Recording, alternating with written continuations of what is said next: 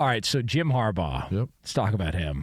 Let's talk about him. So he's got this little investigation going on because, they had somebody on staff who was, taking videos of opposing sidelines. So now it's amazing how fast the NCAA investigation process works when they really want to get you. Because normally it takes a long time, but this one is really sped up. And so, they're questioning coaches on the staff, and everybody's getting involved, and everybody's thinking, okay, this could impact them this year. There's even a report out that if he is punished, that it could bleed over into the NFL as well, too, that maybe he would also be suspended a couple of games in the NFL. That was something that came out via NFL.com. But Jim Harbaugh did speak with the media yesterday about this report that was out there that Michigan had a contract offer on the table, but it was rescinded, and also just sort of what's happening with this whole investigation. And Jim Harbaugh, as Jim Harbaugh likes to do, kind of answered both. Jim, there was a report last night that you had a contract offer rescinded. Can you say if that's accurate or not?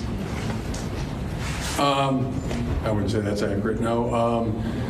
And the university has a policy. I think they made a statement, right, Dave? Yes. Of the policy on contracts and publicly talking about them. I think it was worded something like they don't comment about them until after they're done.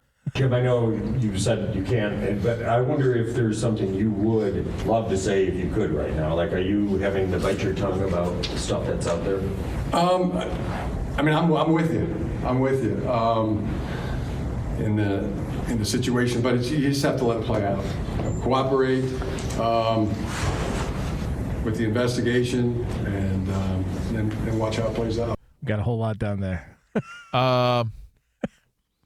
I love him. I'm with you. He's so awkward. Yeah, I'm yep, just going to see how it plays out. So here we are, kind of waiting for Jim Harbaugh. You did know about that policy, right, Jonas? Like, like the policy where it basically states that, well, you don't talk about contracts until they're done. And then he looked over and it was like, yeah, you did. That's right. That is true, right? That's correct. I love him. All right. So I just can't say anything to y'all. Like, I know how much of this has to do with it being Michigan and Jim Harbaugh?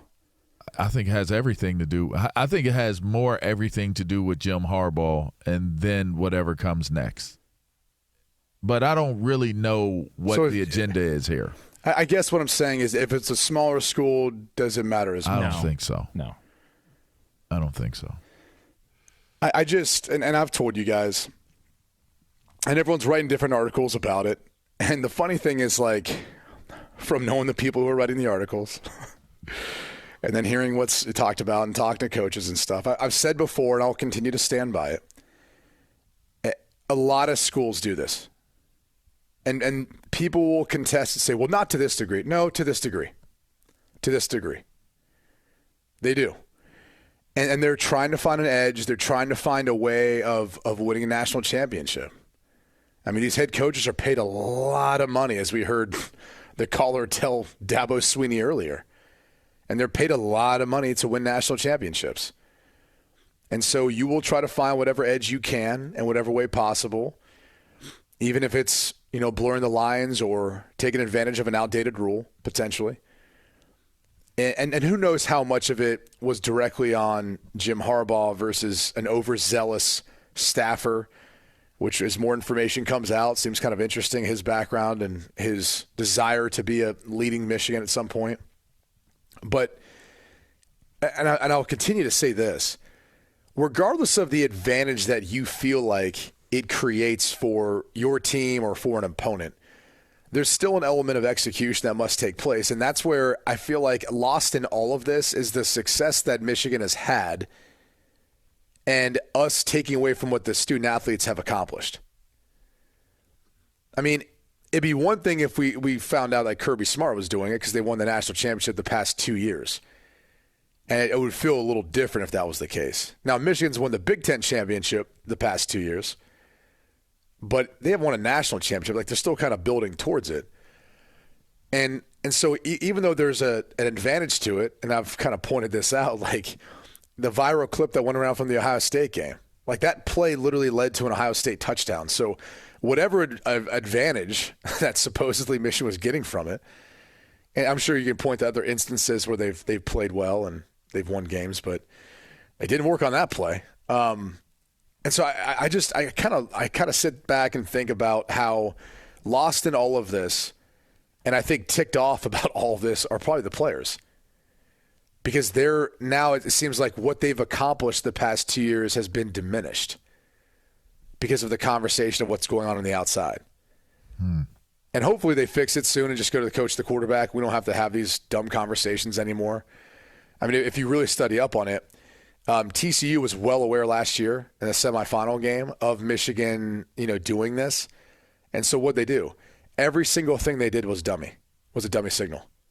There wasn't one thing that Connor Stallions did that allowed Michigan to have advantage. Now, I'll say this. Obviously, TCU won. But if you really go back and look at it, TCU won because Max Duggan played his tail off and played his heart out and willed that team to win. There were broken plays. There were plays where he took off and just ran and just did that thing. And so I don't know that even had anything to do with the signal so much. It's just like one guy deciding he was going to play, and not let his team lose. Go ahead.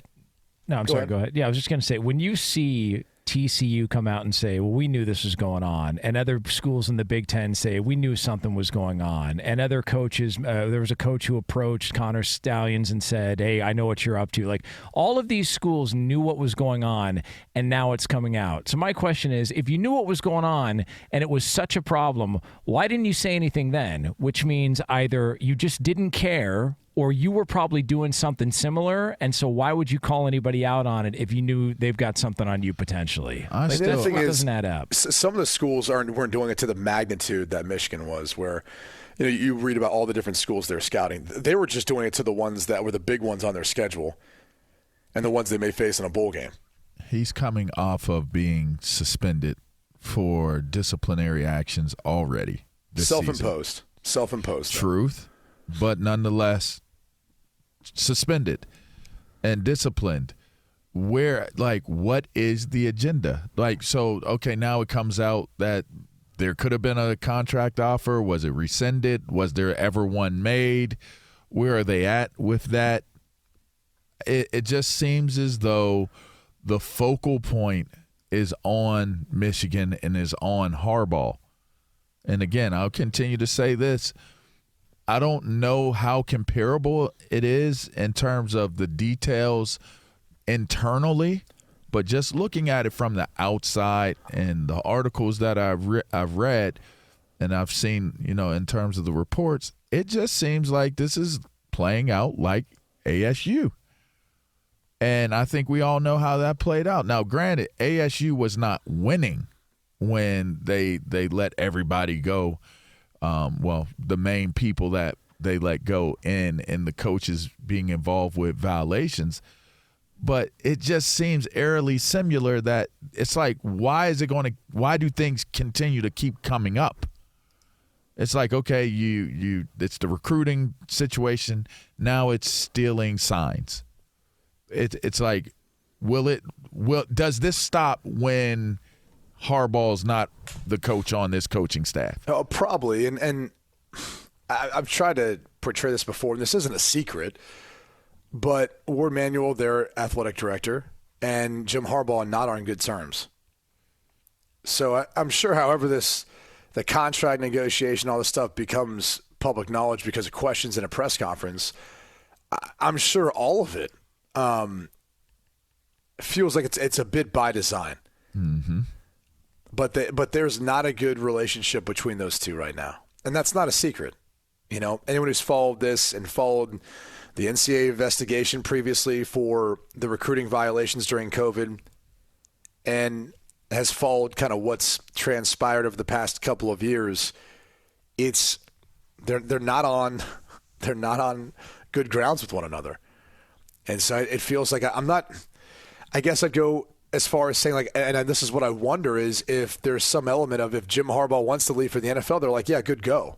We'll find someone else to replace you. We appreciate what you've built and what you've done here, but we'll find someone else to continue to build upwards from this, and we don't have to deal with you potentially looking at an NFL team every offseason.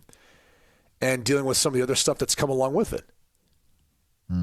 Yeah. I wonder how much of a power struggle this is this based off of, because when you think about it, in college, if you're at a football school, and a school like Michigan, you'd have to assume the most powerful person is a successful football head coach. And so if you're the athletic director, even if you're the president of the school, there could probably be a very, very blurred line as to who's really making decisions and who's dictating decisions as to what direction things are going in. It's not very often that you negotiate your contract with someone who's and ultimately who makes that decision, who gets paid less than you, right? Like, think about that. Like, oftentimes in the business world, whoever you're negotiating with, they make more than you. Right. They make more than you. They make more than you. If they're the decision maker, ultimately, if they own the company, if they're running the company, they're running the athletic department, right? In some cases, like you'd say, they make more than you. But to your point, like if you're a successful head coach at Michigan, at Ohio State, at Alabama at Clemson, you're making more than the athletic director, the guy who ultimately makes that decision. You impact the state. You're helping run the state. You're not just helping run the school. You're helping run the state for all intents and purposes. Yeah. That's a pretty powerful position to be in.